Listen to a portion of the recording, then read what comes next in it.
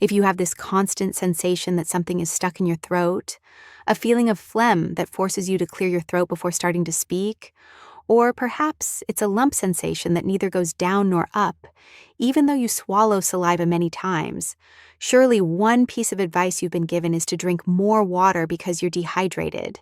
And what you do is drink liters of water, hot teas, and the discomfort is still there. Or worse, it increases. Why does this happen? In the next few minutes, what I'm going to do is explain why water in your case doesn't work, what's really causing this phlegm sensation in your throat, and also what you can do today to start deactivating the chemical tenant that's really causing this. And no, it's not a syrup. Furthermore, listen to me carefully. Drinking regular water doesn't clean this type of phlegm. In fact, trying to remove this sensation only with water is like trying to remove engine grease from your hands with tap water. It slides off, it doesn't clean. Now, be careful, staying hydrated is still very important. But in many cases, it's not the main cause of this throat sensation. The problem you often have is a chemical tenant living in your throat that no one has told you about. And what we're going to do is evict it from there. Why are syrups and water sometimes not enough? Well, to understand this, we need to meet one of the possible culprits of this situation. It's not mucus from allergies, although sometimes they collaborate. But the possible culprit, in this case the important suspect, is called pepsin.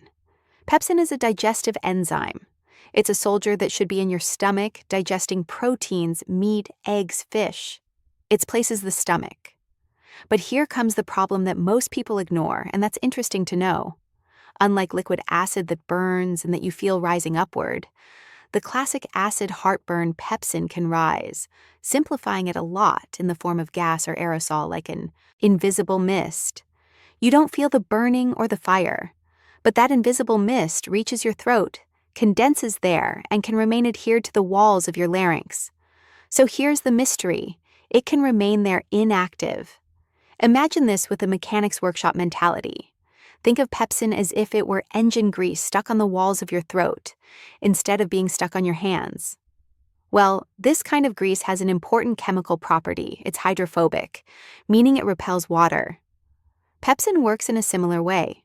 It's a protein that's sticky, that adheres to the mucosa of your throat, and water simply slides over it without dissolving it.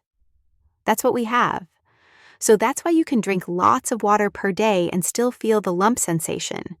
It's as if you were hydrating the grease instead of removing it, like you're putting water on grease that slides off. But the worst part isn't that it's stuck there in the throat. The dangerous thing is that this kind of grease, in this case the pepsin, can be reactivated. What do I mean? Well, pepsin is designed to activate with acid. If you have that enzyme stuck in your throat and you eat, for example, an orange, or you eat a tomato, or you drink a soda, well, boom, the acid from the food wakes up the pepsin you have stuck in your throat. And what happens next? Well, it starts to do its job. What job? Irritating and inflaming your own throat mucosa. That phlegm you feel isn't always dirt. It's this that I'm explaining in some cases. Often what happens is that your body is creating a protective shield against this aggression. That's why what you need is a specific chemical soap to dissolve this pepsin you have stuck, and this soap in this case is alkalinity. To put this in context, I'll explain a typical case. We'll call him Manuel, 63 years old. Manuel arrives at the consultation with a water bottle in his hand, from which he drinks every 2 minutes. He constantly clears his throat before speaking and tells the doctor, "Look, what I think is that I have something bad in there because I've been taking antibiotics, I've taken cough syrups, I drink so much water that I spend the day in the bathroom urinating." What Manuel wanted to say and didn't say in words is that he was terrified this was throat cancer. In fact, he had gone 6 months without telling anyone because he was afraid. The doctor looks at the throat with the laryngoscope and there's no tumor. What there is a bright red irritated area in the back of the throat. This image is compatible with chronic irritation, and one of the possible causes, among others, is reflux.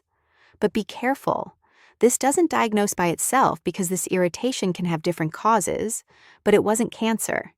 In this case, it was chronic irritation from silent reflux, And the water he was drinking so much, all it was doing was diluting the problem, not resolving it. Manuel didn't need more water. What he actually needed was to deactivate the real culprit, treat the root cause. Well, and what's the solution to this type of phlegm produced by pepsin? Well, I propose a 3-step protocol. But there's an important issue before we start. If you have real difficulty swallowing, pain when swallowing, weight loss, blood coming out, a lump in your neck, or you notice your voice changing for weeks with hoarseness, well, don't try anything at home. And what you need to do is get immediate medical evaluation.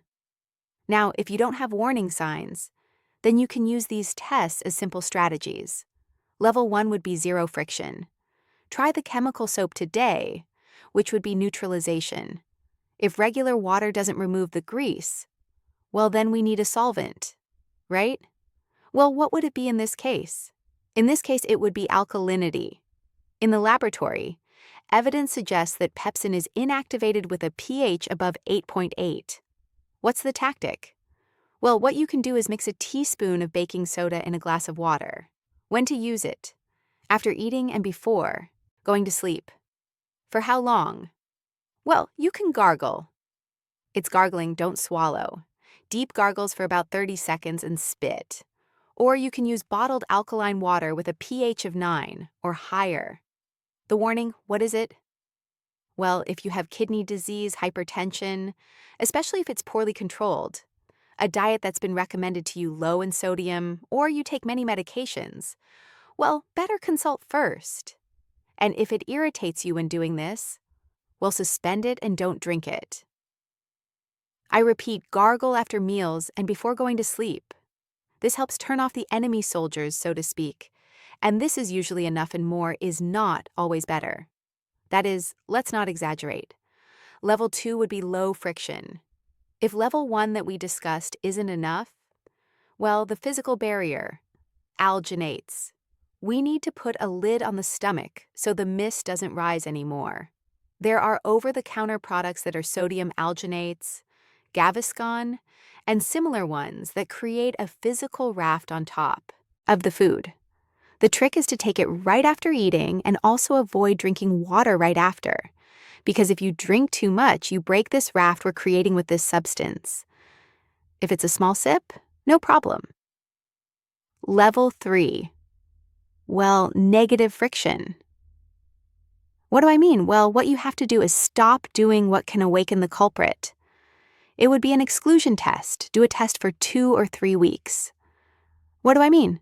Stop using direct activators, which can be citrus, tomato, spicy foods, coffee, chocolate. Eliminate them. But it's not forever. Simply to test it for 2 or 3 weeks, and then you keep what doesn't trigger this phlegm or discomfort sensation. Baking soda can give you relief today, and many people say that in 24-48 hours they notice improvement. But listen to this carefully. Putting out the fire doesn't close the gas valve. If your stomach valve doesn't close properly, this kind of acidic mist will keep rising at night, and you'll end up depending on baking soda, like Manuel depended on water. And what you need to do is learn to close this door mechanically. With what? With your diet, with your sleeping posture, and with strategies that do reduce the baseline reflux you may have. That's why I've prepared this video, which is a repair guide for gastroesophageal reflux. That's not more syrup, but understanding the mechanics of your body. Click here to cut the problem at its root. Take care, a hug, and see you in the next video.